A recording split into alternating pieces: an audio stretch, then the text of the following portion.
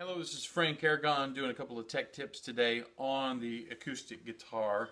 And what I want to talk to you about today are things that will help you play rhythm acoustic guitar. You can apply to almost any genre of pop music probably, but this is more in leading worship and contemporary worship in church. And so these are the things that I just picked up along the way. Number one, I usually play in 5 different keys, and that is C, A, G, E, and D, caged. The reason I do that is that way that when you learn to play in those keys, not just those chords, but in those keys, then it allows the guitar to open up the best way that it can. C, A, G, E, and D. And it lets the strings ring out a little bit more. And usually, an open string technique means that you bar chord very little. And of course, I could spend a long time into this, but just to give you an example, say a song is in B flat. Some of you may already know this. Instead of giving you the whole bar chord B flat, which that came out pretty well. Sometimes my B flats are here with that bar chord sound, right? Or B flat here. I wanna play bar chords like everyone else. Instead of doing something like that, I may do capo 3 in the key of G, and this is a pretty popular one, obviously. So you may have heard of that before. So that I can let the strings ring out. I can't play bar chords, but I can use a capo. See that? Let me just say another way.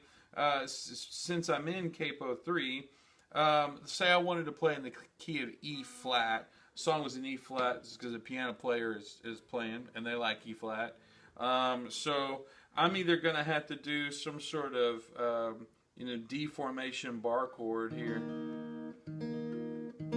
which I can't quite get that note, or an A form bar chord right here. This is E flat. It's kind of a piano key, right? Instead of playing all these bar chords that I might play, you would think, well, E flat, well, what could I do with that? Well, if you learn to play in the key of C, remember that's the first one in cage, C, A, G, E, D, I'm going to do capo 3 in the key of C, and that's the key of E flat, and so that I can do more of an open sound. Now my keyboard player is happy. And I can do all the things that I might do in an open C sound. And just to give you the logic of that, it's C plus 3 half steps equals E flat. Each fret's a half step, so you can use that kind of logic. Second thing is this is learning what a palm mute is. And sometimes when you're playing acoustic guitar, especially if you're either by yourself, but even with a band, most of these are with band things, you're jamming along, and you're singing a song, and maybe it's rolling something. Instead of this, maybe you need to break it down a little bit more, and and this is called a palm mute.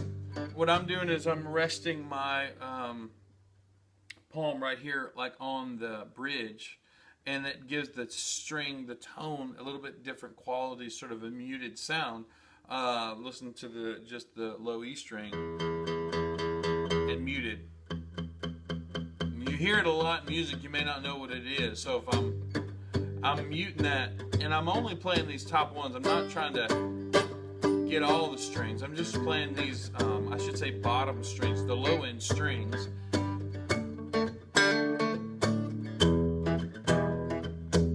You hear that? There's a big difference. That's called the palm mute. Learn how to do that. If you learn how to do that, that way when the song breaks down, you have somewhere to go to. One of the things about the acoustic guitar is a tonal instrument, but it's also a rhythm instrument because you're striking the strings, and the striking of the string is a very sharp attack, and so it's communicating rhythm and groove of the song. So a lot of times that it will fight something like a hi-hats on a drum, or cymbals on a drum, like a ride or something like that. And if the cymbals on a drum are going almost with a little swing to it, and you're going, you're telling, here's the downbeat, here's the upbeat, here's the downbeat. I'm communicating this groove, you're communicating that groove.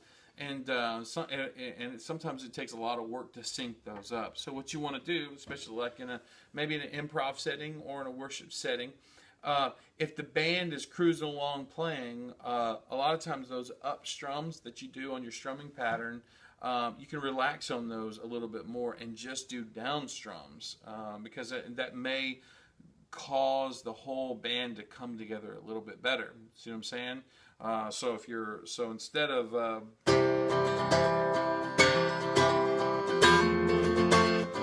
maybe you're just going, the whole band is playing just down strums, which are like eighth notes. I guess that's kind of what I'm playing. EQ is one with the band. Now, if you're on stage and you're playing by yourself,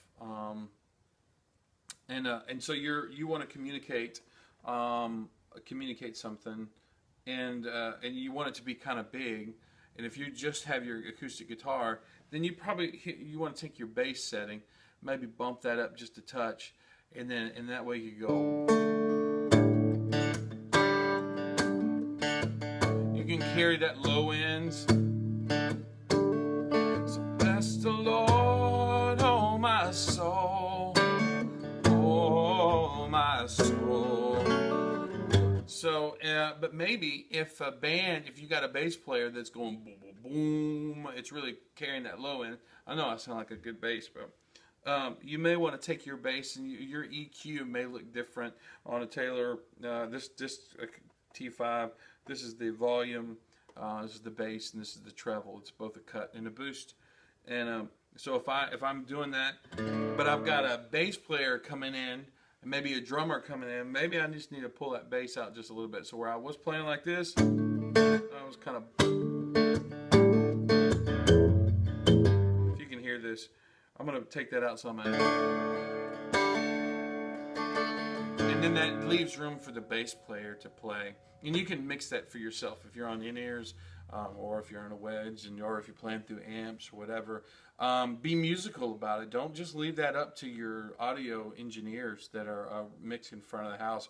Help them out by getting the context to your guitar. If there's a bass player playing, you don't want to step all over the bass part. Keyboard player, there's a lot of other things we could talk about EQ a long time. But that's a great rule of thumb when it comes to acoustic guitar. If you have any kind of EQ, this is obviously a really simple EQ, but powerful and effective. I can take some of that bass out. And then the last bit, speaking of these knobs right here, if I'm strumming along and so we're kind of going big, we're cruising along, and all of a sudden the whole thing drops out, and I want to start picking a little bit, doing just, instead of strumming full chords, doing some arpeggios, right? This is something that I think guitar players to go ahead and have the nerve to do in worship. Again, your front of the house guys, yeah, they're listening and yeah, they're mixing, but you want to help them out, and you want to be a producer right where you stand, because the only thing that you can control is what you hear. So if you're hearing stuff and the whole thing kind of breaks down, and you got a piano and a guitar part maybe, and then you got a vocalist that's singing, maybe you're coming from this,